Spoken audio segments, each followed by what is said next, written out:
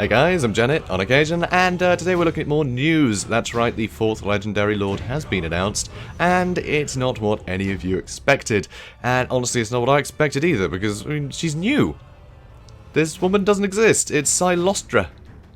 She's not a character. This is Total War doing their own thing, which is awesome. So the fact that Games Workshop have allowed Total War to expand the lore and the cast of characters in the game is incredible. So everyone who said it was going to be the Silver Princess, yeah, I was right to be pessimistic, guys.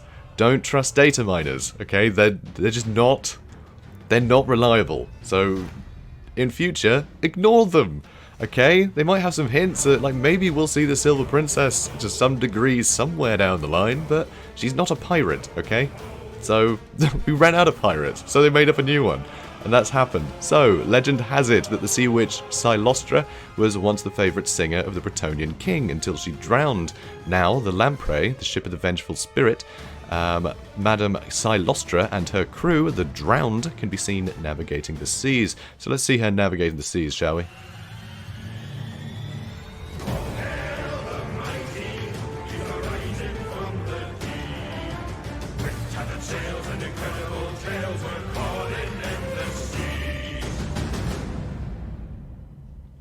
So, clearly, an ethereal lord, which is awesome. We've never had an ethereal lord, have we?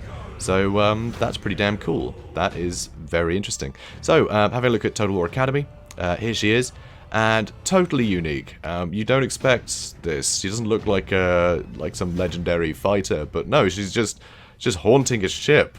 And is an incredible singer. And when you think of things like, well, you think of the ocean, right? You think of sirens and stuff like that, in terms of, you know, mythical, scary beings. So the idea of having some singer, some drowned singer, that's kind of awesome. I love the idea. So here she is, Cylostra. It's going to be difficult to get a name right. Cylostra Direfin. She looks awesome. I think she looks really cool. And, yeah, she's not the Silver Princess, which I find exceptionally funny, given all the, you know, all the madness yesterday. So anyway, legend has it that the sea witch Cylostra Direfin was once the favourite court singer of the Bretonnian king, sent on a voyage across the ocean to sing for the Phoenix King. They were hit by a fierce storm. The madam's notes turned to screams of fury as the ship sank, and all aboard drowned. Decades later, a Bretonnian galleon of rotten wood and tattered sails can be seen navigating the seas, even in the most savage of storms. It is the lamprey, the ship of the vengeful spirit, Madame Cylostra, and her crew, the drowned. So, pretty damn cool so far. Faction effects. As Mistress of the Deep, Cylostra Direfin's very presence increases the loyalty of new recruits, while also reducing the upkeep and recruitment costs for Mourn Girls and Sirens faction-wide. So, Sirens, right. Mourn Girls, they're the guys with no legs. But this is interesting, so increases the loyalty of new recruits. This implies that there's a loyalty system, much like the Dark Elves and the Skaven have. Which makes sense for pirates, right? You know, every captain you recruit, there's a chance that they want to play Admiral, right? So that makes sense, but she'll keep them under wraps, which is interesting. So that's very cool. Lord effects. Cylostra Direfin can offer the loyal followers in her army increased physical resistance while also enabling magic attacks. So that's going to suck against dwarfs, generally, but that's going to be great against all kinds of other factions. That'll be great against High Elves. I think that'll be really useful for, although she'll have to watch out if she's ethereal herself, because they tend to have a lot of magic attacks. But still, anything with physical resist will be really nice, so, ooh, actually, got to watch out against Skaven too. I'm sure it'll be useful. But that's pretty cool. An extra physical resist is always really nice. And mount option, a rotting Leviathan. That's the big crab, okay? That's the really big one. So, Cylostra Direfin can take the field resplendent on the back of a rotting Leviathan. So, that's interesting, because she could remain with the huge amount of physical resist if she's, you know, suddenly she has a mount. Because if she's ethereal, I'm assuming she has big physical resist. But then if she's on a mount that's not ethereal, or are we going to see a ethereal rotting Leviathan? So, a giant ghost crab. I don't know, but now that I hear that, it sounds kind of awesome. Anyway, so here you can see a unique arcane item, the Bordelot Flabellum. So, Bordelot, obviously known for its seas, Alberic, you know, from there. So cool to see more ties to, you know, sort of established things, which is nice, all very nautical. So Cylostra Direfin's ornate ceremonial fan increases public order in all provinces and vampiric corruption in local provinces. It also grants Cylostra a passive ability that reduces ability recharge whenever she casts a spell. That is very interesting, so she can spam spells a lot, which also means that she is a spellcaster. We know that now. So she's a spellcaster, which is awesome. So yeah, so she's a ghost that can cast magic, which is interesting. This is cool. Ghosts of the past. Cylostra Direfin can call forth spectral Bretonnian knights. What? Bound to her will, summoning a unit of damned knights errant who can be upgraded to either damned questing knights or damned knights of the realm. She can summon ghost knights. I'm immediately super excited about that. She can summon cavalry, ghost cavalry. This is rad. Okay, she's got some cool abilities so far. This is the first time reading it because I wanted to, you know, I want to be as surprised as you guys, honestly. From the depths, Cylostra Direfin can summon countless lost souls from beneath the waves, reducing the cost of raising the dead and increasing the recruitment rank of her army. So that's nice. That's just handy to be able to get better units in your army. Generally, that's a good campaign effect there. Conjuration through hate. Cylostra Direfin is well versed in harnessing the hatred required to master Mourngul Haunters. So Mourngul Haunters, so we know there's more than one sort of Mourngul now. So, interesting, but increasing their hero capacity and recruitment rank, which implies that the Mourngul Haunters are the hero version, and we'll see Mournguls as well. So that's kind of cool. That's very interesting. But yeah, I want to know why she's so hateful. Because yeah, she drowned, but I mean, she was just gonna go sing to someone, which makes me think there's more to her backstory than we've heard, which is... well, I'm intrigued. We'll see if there's more clues here. Cylostra Direfin is a prima donna in more ways than one, but it works in her favour by reducing the cooldown and casting costs for overcasted spells. So not only will she be able to use spells more often, but she'll be able to actually overcast stuff. And yeah, more cooldown here. So when she has her item, that's going to reduce ability recharge, and she's got this as well. So that's kind of cool. This is interesting. So yeah, she'll be able to use things very often and overcast stuff more often. So yeah, seems interesting. Anyway, Emerging Terror. The creatures under Cylostra Direfin's direction. I'm still finding it difficult to say a name. Anyway, direction are as resilient as they are terrifying, with increased physical resistance for Cyrene, Mourngul, and bloated corpses, and greatly reduced upkeep for the latter. So, bloated corpses, apparently they're actually the corpses of ogres, because ogres are very, yeah, they hang out on ships a lot. They're very hardy. They make great sailors. You know, you have one of them pulling a rope to put a sail up. They're going to do it very, very quickly. You know, they could easily pull up a sail. So, yeah, apparently that's just basically the disgusting, bloated corpses of ogres, which is pretty grim. Pretty grim. But hey, ogres. Siren of the Storm. A powerful sea witch. Yeah, we know she's a powerful sea witch. Everyone knows that. Cylostra Direfin's benefits from a reduced miscast-based chance for overcast spells, as well as increased winds of magic power reserve. So that's interesting. So even more cooldown and cheaper casting costs, and a lower miscast chance for overcast spells, and more winds of magic. So she'll be able to afford more spells to overcast, which cost less than normal. She can do more often, and she's less likely to have them backfire.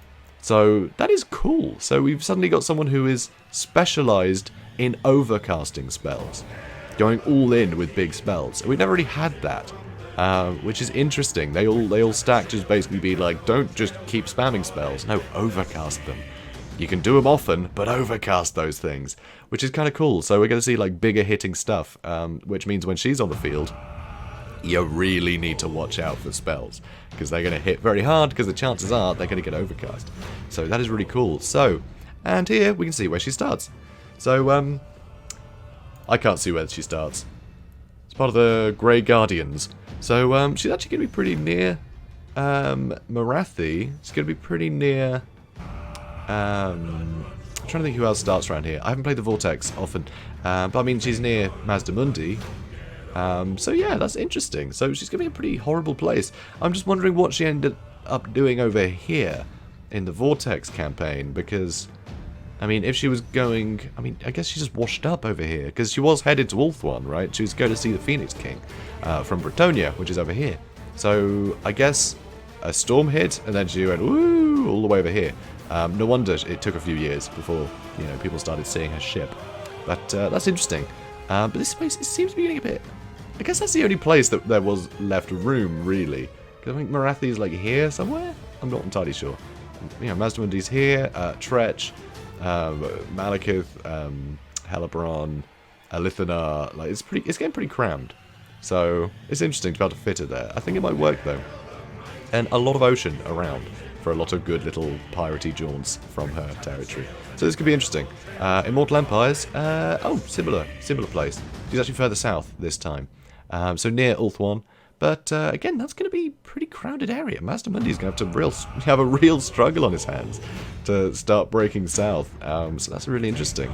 So that's kind of cool. So we have a start location here, here, here, and here. So yeah, this ocean is not going to be a good place for people to, you know, sail. That's going to be a dangerous spot to sail with all the Vampire Coast's factions. I like that they are kind of all near the Vampire Coast, enough for this to be like a main base for them, if you know what I mean. And then these are just like, these feel a bit more like outposts. Obviously, the Galleon's Graveyard, no real choice of where that is, I suppose. You can't just build an outpost there. It's magical attributes that make it, you know, worthwhile. But still, this is interesting. I like the saturation of pirates here. I think it would have been nicer maybe to have one further up here, just for a totally different sort of variety of enemies early on. But I think this is interesting. It's gonna liven up the Lisbon campaign, that's for sure. So I'm intrigued to see how this plays out. And here we can see a ship, which of course is actually, yeah, just look at this, just the Bordelot Trident there. It's just a very normal looking ship, except of course it really shouldn't be floating, and it's clearly been under the sea for a while because it is covered in seaweed and kelp, and I mean kelp is seaweed, but still, this looks like a pretty cool ghost ship, honestly. You see this coming, you're immediately going to think, oh god, everybody's dead.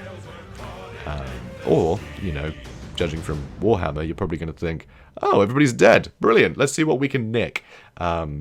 Yeah, people in Warhammer are dicks. It's just how it works. But yeah, this could be pretty spooky. So I want to see how this goes. So yeah, let's. I mean, not a huge amount of information about her, not a huge amount, but she sounds interesting. I'm looking forward to seeing how she plays in multiplayer, because yeah, very unique. I mean, ethereal. And yeah, overcasted spells being a big thing. I tend to prefer spamming cheaper spells, so it's interesting to have that encouraged. It's a very different approach to spellcasting that I don't often see, so it's pretty cool. So let's take one more look at her and see what's what, shall we?